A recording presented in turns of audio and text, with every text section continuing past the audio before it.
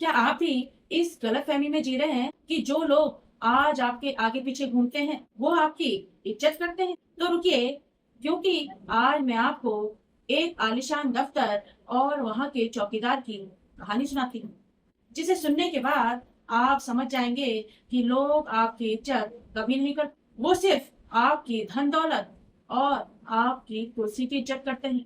एक बहुत बड़ी कंपनी का एक बेहद अमीर मैनेजर था। वो रोज अपनी चमचमाती मर्सिडीज से ऑफिस आता था। दफ्तर के गेट पर एक बूढ़ा चौकीदार तैनात था। मैनेजर जैसे ही अपनी कार से उतरता, वो बूढ़ा चौकीदार झुककर उस मैनेजर को सलाम करता। मैनेजर भी बहुत घमंडी था। वो उस बूढ़े चौकीदार की तरफ कभी देखता ही नहीं था और बिना कोई जवाब दिए सीधे अपने केबिन में चला जाता था। यह सिलसिला सालों तक चला। एक दिन अचानक मंदी की वजह से उस मैनेजर की नौकरी चली गई। उसकी गाड़ी भी बिक गई और उसका जो रुतबा था वो भी खत्म हो गया।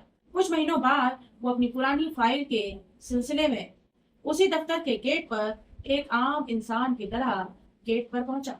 गेट पर वही बूढ़ा चौकीदार खड़ा था। मैनेजर के मन में डर था कि आज ये बूढ़ा चौकीदार मेरी मजाक जरूर उड़ाएगा। लेकिन जैसे ही मैनेजर उसके पास पहुंचा, चौकीदार ने उसे देखा ही नहीं। वो सीधे सामने से आ रही एक दूसरी कार की तरफ दौड़ा और नए मैनेजर को सैल्यूट मार दिया। पुराने मैनेजर ने हैरान होकर पूछा कि बाबा, तुमने मुझे पहचाना नहीं?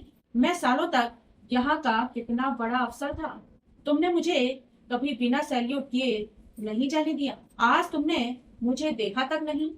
बूढ़े चौकीदार ने मुस्कुराकर बहुत खूबसूरत जवाब दिया, साहब, गुस्ताखी माफ हो। मैंने कभी आपको सैल्यूट किया ही नहीं था। मैं तो उस सफेद मर्सिडीज और उस कुर्सी को सैल्यूट करता था जिस पर आप बैठते थे। आज ना आपके पास वो गाड़ी है और ना ही वो कुर्सी, तो मैं सैल्यूट किसे करूं? दोस्तों, यही इंसानों की दुनिया का सबसे कड़वा सच है। जब तक आपके पास पद है, पावर है, पैसा है, लोग आपके पैर तक छुएंगे। लेकिन जिस दिन ये चीजें आपके पास नहीं रहेंगी ना, तो लोग आपको पूछना भी बंद कर देंगे। इसलिए कभी भी अपने पैसे या अपने पद का घमंड नहीं करना चाहिए, क्योंकि दुनिया आपके व्यवहार को याद रखती है, आपके पैसे को नहीं। इसलिए दोस्तों, अपनी पहचान अपनी इंसानियत से बनाइए, किसी अस्थाई नौकरी या पैसों के दम पर नहीं। क्या आपने भी कभी ऐसे इंसान को कुर्सी बदलते हुए देखा है? कमेंट में अपना अनुभव जरूर लिखिएगा। Thank you very much.